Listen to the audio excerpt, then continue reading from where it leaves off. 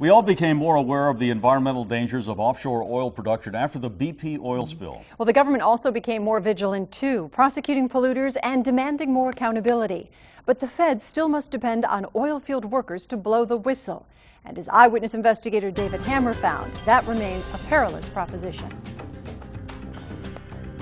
A few months ago, we told you about W&T Offshore, an oil company from Houston that pleaded guilty to polluting the waters off the Louisiana coast and using coffee filters to doctor the water samples they reported to the EPA.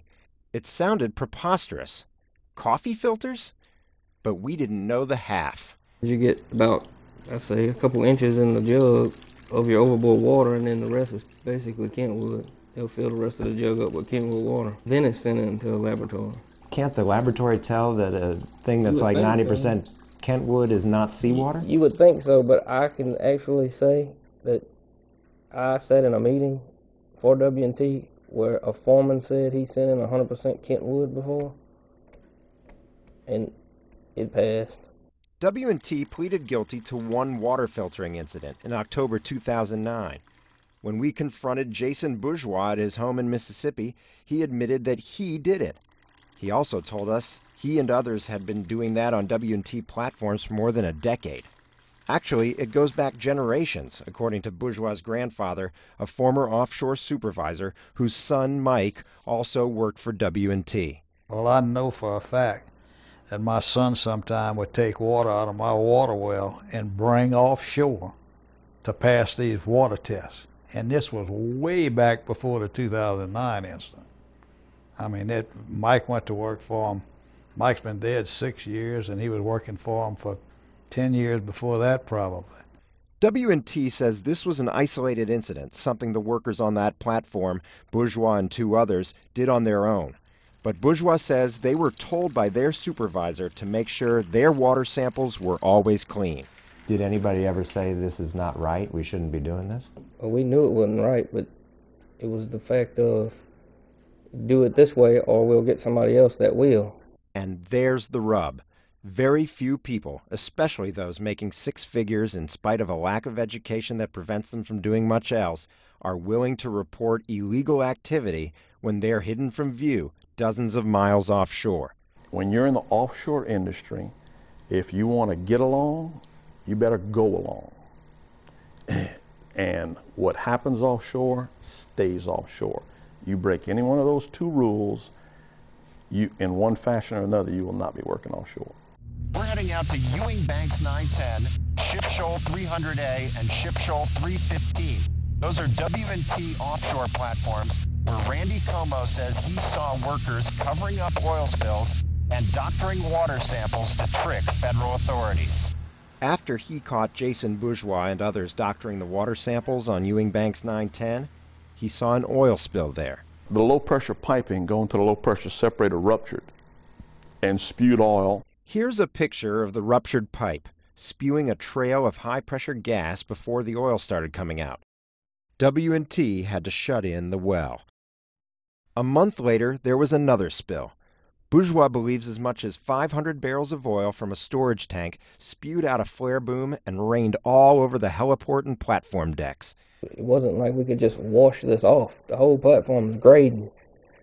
Anything that was dispersed and blew back on us goes directly to the water, even if you did wash it.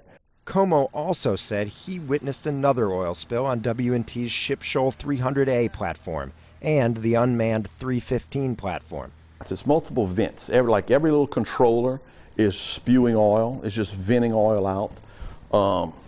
So it's just a total mess. Como and Bourgeois say all three of these spills were reported to W&T's field foreman, Mike Lofton, but none of them were reported to the federal authorities. It wasn't reported because of the field foreman. Mike Lofton? Yes, sir. When we called Lofton, he said he wasn't interested in talking to us. Well, you need to answer these questions. You there? Got some questions about oil spills. Sir? Mr. Lofton? W&T stands behind Lofton. They acknowledge that he should have reported the spill from the flare boom, but they dispute it was as big as Bourgeois says. And they say Lofton never knew that some of the oil had gone into the water. As for the other two spills Como reported, W&T disputes that any oil from those got into the Gulf. These issues only came to light because Como filed a lawsuit against W&T on behalf of the United States. But when the government got guilty pleas and a $1 million fine from W&T, Como got nothing, except a pink slip. They laid him out to dry just like they did me and the other two guys. And yet, the person who didn't report this and didn't follow through, the field foreman's not had any problem and still has a job. Probably got a raise. He kept costs down and production up. Think about it. W&T sees Como as a serial malcontent. He certainly has a history of filing complaints, and it continued after W&T. He returned to offshore work last year on an ATP facility, just as that company was charged with environmental crimes for using an unauthorized chemical to clean its processed water. We're coming into Mississippi Canyon 941. A whistleblower recently told the Coast Guard that ATP Oil and Gas dumped 1,200 barrels of methanol into the Gulf here in December. Were you the person who reported this? That's correct. After he reported the alleged dumping, Como says he was fired again. Congressman George Miller of California tried to strengthen offshore worker protections after the BP spill. His bill failed in the Senate, and he's trying again this year.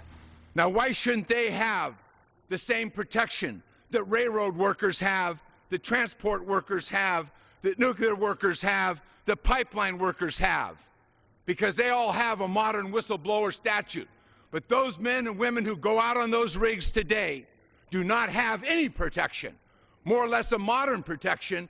Clean Gulf advocate Cynthia Sartu says the Justice Department isn't doing its part to stand by the few offshore workers who are brave enough to speak up.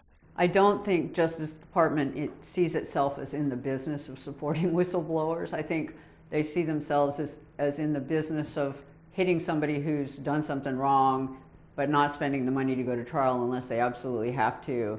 Como is definitely disgruntled. He writes a blog railing against W&T, other co-workers, and the Justice Department. He says he deserves a share of the fine money.